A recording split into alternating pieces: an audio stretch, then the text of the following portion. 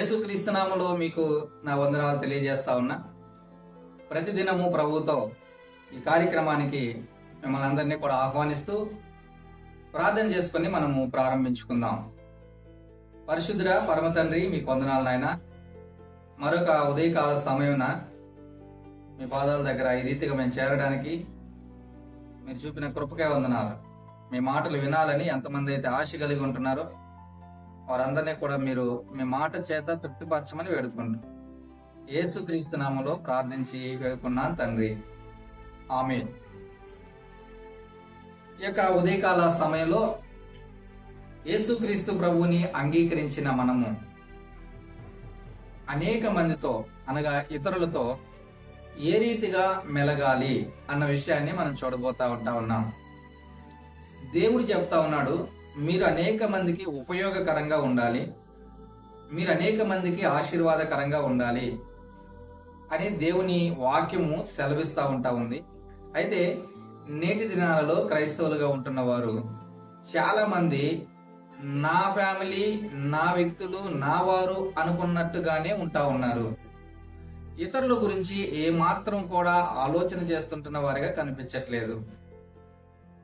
మరి ఇంకా కొంచెం గట్టిగా చెప్పుకోవాలి అంటే, నేను, నా రక్షణ, నా ఆత్మీయత, నా ఎదుగుదల అనుకున్న పరిస్థితుల్లో కూడా చాలా మంది ఉంటా ఉన్నారు. కాబట్టి దేవుడు మనతో చెబుతూ ఉంటున్న మాట ఏంటి అన్నది మనం చూస్తే 2వ తెస్సలోనికీ రాసిన పత్రిక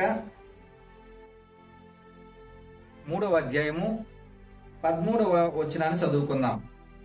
ఇక్కడ రాస్తూ ఉంటున్న మాట, సహోదరులారా, మీరైతే మేలు చేయుటలో విసుగవద్దు. చాలా క్లియర్ గా స్పష్టంగా అపోస్తుడైన పౌలు గారి ద్వారా దేవుడు మాట్లాడుతూ ఉంటున్న మాట ఏంటంటే, వీలైతే ఇక్కడ చెబుతూ ఉంటున్న మాట, మీరైతే మేలు చేయుటలో విసుగవద్దు.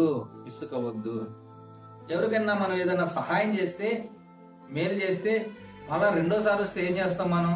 ఆ పద్దాకలు ఇదే పని అయిపోతుంది, వీరికి ఊరికి అది కావాలి ఇది కావాలని చెప్పి వస్తున్నాడు అని మనం వారి మీద విసుగు చెందుతాం, వారి మీద అసహనాన్ని వెళ్ళబుచ్చుతాం.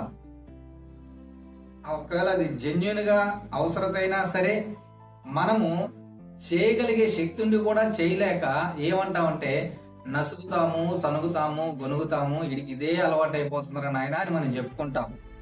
అయితే దేవుడు ఏమంటున్నాడు అంటే, సహోదరులారా, మీరైతే మేలు చేయుటలో విసుగు తెచ్చుకోవద్దు.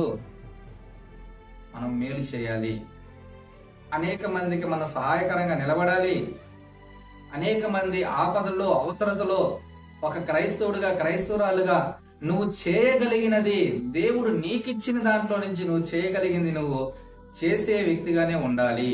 ఇది దేవుడు నీ నుంచి, నా నుంచి కోరుకుంటున్న విషయం. ఒకవేళ చేయకపోతే ఏమవుతుంది? ఒకవేళ ఆ వ్యక్తికి మనం మేలు చేయకపోతే, తోటి సహోదరుడికి, సహోదరికి మనం మేలు చేయకపోతే మన పరిస్థితి ఏమవుతుంది? ఏమైనా నష్టం వస్తుందా మనకంటే? ఖచ్చితంగా నష్టం వస్తుంది. ఈ మాట మనం చదువుకుందాం ఒకసారి. యాకోబు పత్రిక 4వ అధ్యాయము 17వ వచనాన్ని నేను చదువుతున్నాను, జాగ్రత్తగా ఆలకిద్దాం. కాబట్టి మేలైనది చేయనెరిగియు అలాగూ చేయని వానికి పాపము కలుగును. విన్నారా? మరొకసారి చదువుతున్నాను. కాబట్టి మేలైనది చేయనెరిగియు అలాగూ చేయని వానికి పాపము కలుగును. అయ్యా, అమ్మ, ఈ మాట వింటున్న నీవు, మీరు, నేను, ఎవరైనా సరే చేయగలిగేది మేలు అని తెలిసి దాన్ని చేయకపోతే మనకు పాపం కలుగుతుంది.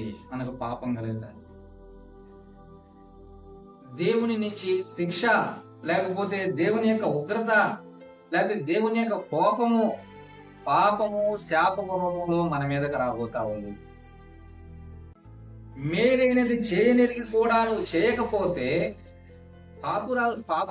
పాపస్తుడివి, పాపివి, నీకు పాపం కలుగుతుంది అని దేవుని వాక్యం సెలవిస్తూ ఉంటుండగా మరి మనం చేసే వారంగా ఉండాలి కదా, మేలు చేసే వారంగా మనం ఉండాలి కదా.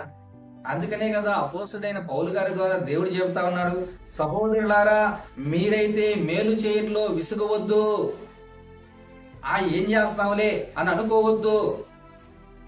దేవుడు నీకు ఎంత శక్తి ఇచ్చాడు, నువ్వెంత చేయగలవో అంతవరకు అంతమందికి నువ్వు మేలు చేసేవాడుగానే ఉండాలి. ఒకవేళ మేలు చేయకపోతే, చేయగలిగే స్థితి ఉండి చేయగలిగే పరిస్థితి ఉండి కూడా నువ్వు చేయలేకపోతే నీకు పాపము కలుగును అని లేఖనాలు సెలవిస్తా ఉన్నాయి.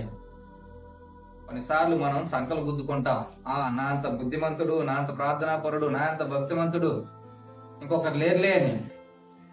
ఒకవేళ నువ్వు ప్రతి ఆదివారం నువ్వు మందిరానికి వెళ్తూ, వార కార్యక్రమాలకు అన్నిటికీ వెళ్తూ, ప్రార్థన బాగా చేస్తూ, పాటలు బాగా పాడుతూ నువ్వు ఎక్కడైనా ఉండొచ్చు, దేవుని మందిరంలో చాలా ఆసక్తిగా ఒకవేళ ఉంటే ఉండొచ్చు. కానీ మేలైనది చేయనిరిగి కూడా నువ్వు చేయకపోతే నీకు పాపం కలుగుతుందని గుర్తుపెట్టుకో. దేవుడు అంటా ఉన్నాడు, మీరైతే మేలు చేయటంలో విసుగు చెందవద్దు.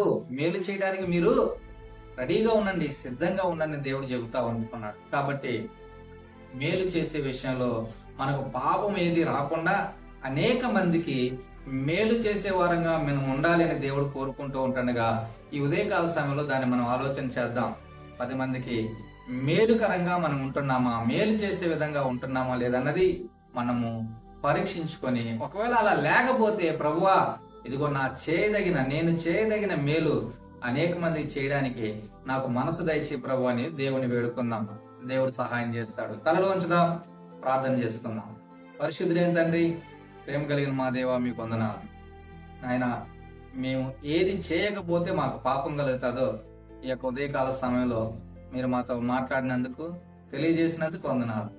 అయ్యా, మేలు చేసే విషయంలో మేము విసుగు చెందకూడదని మీ లేఖనాలు సెలవిస్తున్నాయి. మేలైనది చేయనెరిగి కూడా దాన్ని చేయకపోతే మాకు పాపం వస్తుందని మీ లేఖనాలు సెలవిస్తున్నాయి. కాబట్టి నాయన మేలు చేసే విషయంలో మేము ముందుండడానికి సహాయం చేసి నడిపించమని, క్రీస్తు మనస్సును కలిగిన వారంగా మేము ఉండడానికి కృప చూపించమని యేసు క్రీస్తు నామములో ప్రార్థించి వేడుకున్నాను తండ్రి. ఆమేన్. God bless you.